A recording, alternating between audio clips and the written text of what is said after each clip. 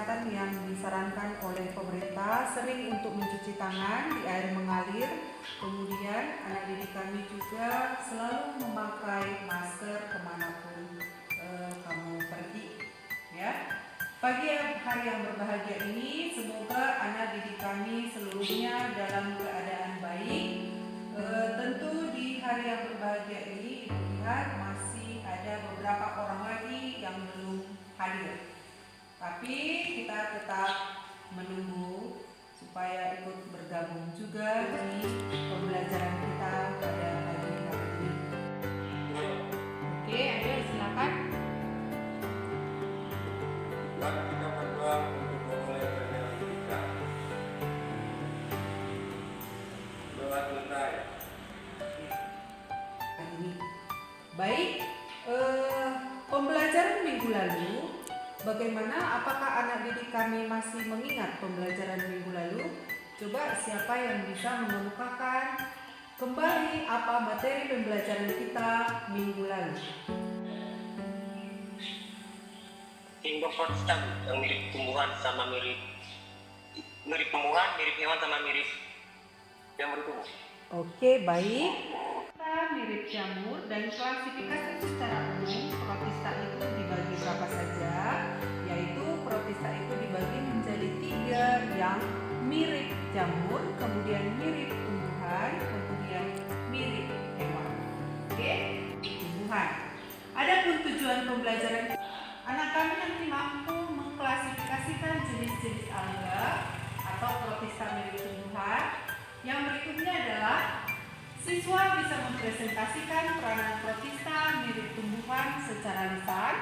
Berikutnya adalah siswa mampu membuat peta konsep dari protista mirip tumbuhan. Oke, jadi kali ini kita mau pelajari mengenai protista mirip tumbuhan. Coba perhatikan gambar ini. Bisa terlihat gambar ini? Pernah nggak kamu lihat gambar seperti ini? Misalnya di sawah atau di air. Perairan itu bisa berubah menjadi berwarna kehijauan seperti ini. Pernah? Pernah. Jadi menurut kamu kira-kira apa yang terjadi di sini? Kenapa dia bisa berubah warna seperti ini? Siapa bisa mengemukakan pendapatnya? Kenapa bisa terjadi seperti ini?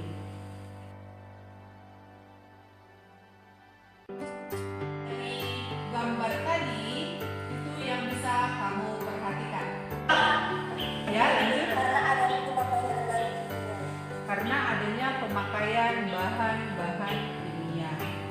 Baiklah, Ibu lanjutkan ya. Kenapa pupuk yang berlebihan? Ya, jadi di sini adalah lahan pertanian. Bisa jadi pemakaian pupuk di lahan pertanian ini yang berlebihan akan menyebabkan populasi daripada alga itu meledak atau pesat dia pertumbuhannya. Jadi itu yang menyebabkan perubahan warna pada kolam yang ada di sini. Kemudian berikutnya, ini tentu sudah kita bahas minggu lalu. PD sudah berikan kepada anak didik kami gambar dan video sudah Ibu sampaikan di grup WA. Apa?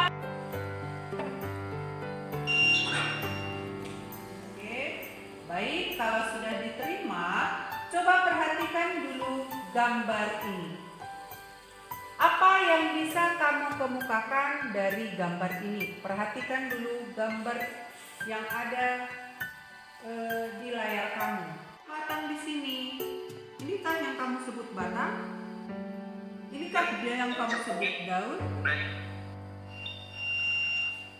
Dari gambar ini bisa kamu perhatikan apa?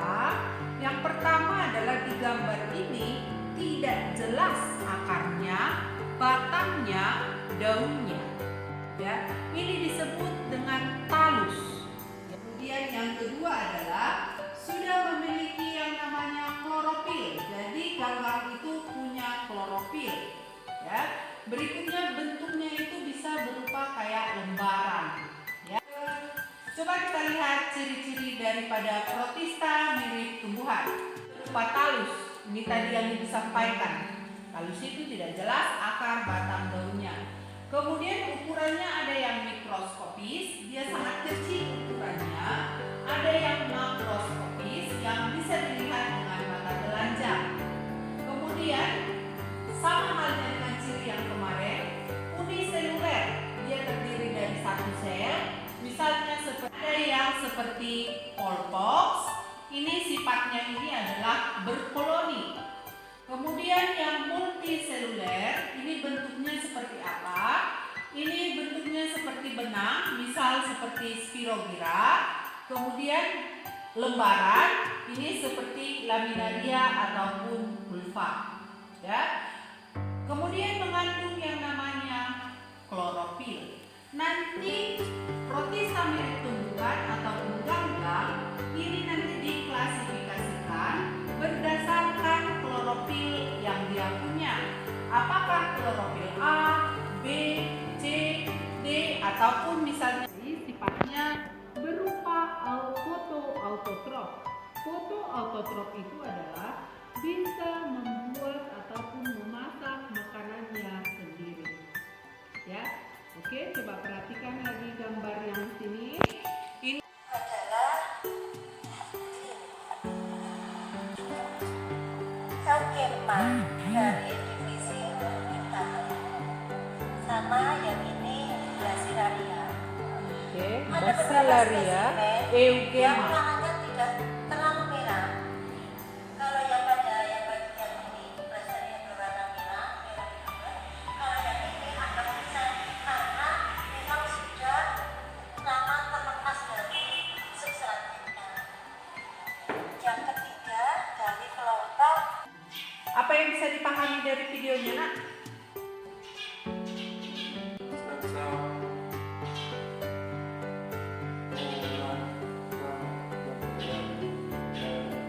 Ditunjukkan di situ ada rumput laut Tropita, disebut dengan alga merah. Dia punya yang namanya Phycoerythria. Kemudian berikutnya adalah Chrysophyta, disebut dengan Basilaryophyta. Ya, contohnya seperti diatomi bisa nanti sebagai bahan peledak ataupun sebagai bahan penggosok.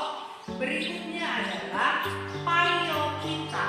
Berikutnya adalah Pyrophyta. Pyrophyta ini disebut dengan alga api. Bisa laut itu terlihat kayak ada sinar. Ya, kenapa? Dia kayak bercahaya laut itu, ada semacam sinar dari laut yang terlihat. Ini karena adanya Pyrophyta. Jadi tadi siapa yang bisa mengemukakan apa saja peranan daripada ini khusus dari protista mirip tumbuhan. Apa kira-kira peranannya? Ini sudah kamu ketahui. Yang pertama tadi ciri umumnya, langsung itu dulu diingat. Halus. Kenapa dia diklasifikasikan kepada protista, tidak diklasifikasikan kepada tumbuhan? Karena sifatnya tadi yang halus. Ya, ingat. Arti halus tadi apa? peranannya Bu sebagai obat Bu bisa. Saya Bu. Iya, bentar. Ayo, ayo. Wika, yuk. Peranannya Bu sebagai obat Bu bisa. Ya, sebagai bahan obat-obatan. Sebagai makanan ikan juga bisa Bu. Iya. tumbuhan. Jelas bikin suaramu, Nak. Ciri tentang kesimpulan tumbuhan rumput laut ganggang misalnya Bu.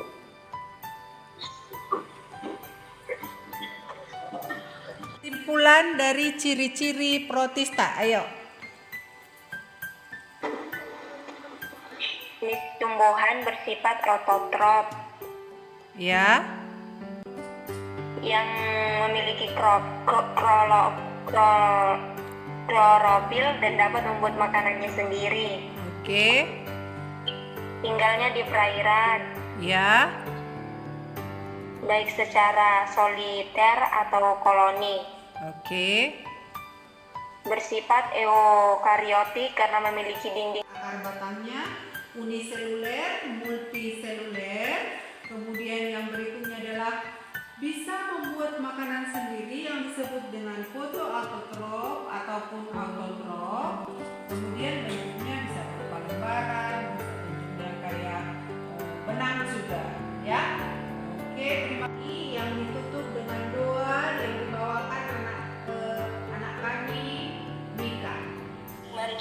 bersatu dalam doa. Bapa yang bertata dalam Kristus, kami berdoa. Amin. Amin. Oke, baik. Terima kasih ya buat anak didik kami. Jangan bosan-bosan untuk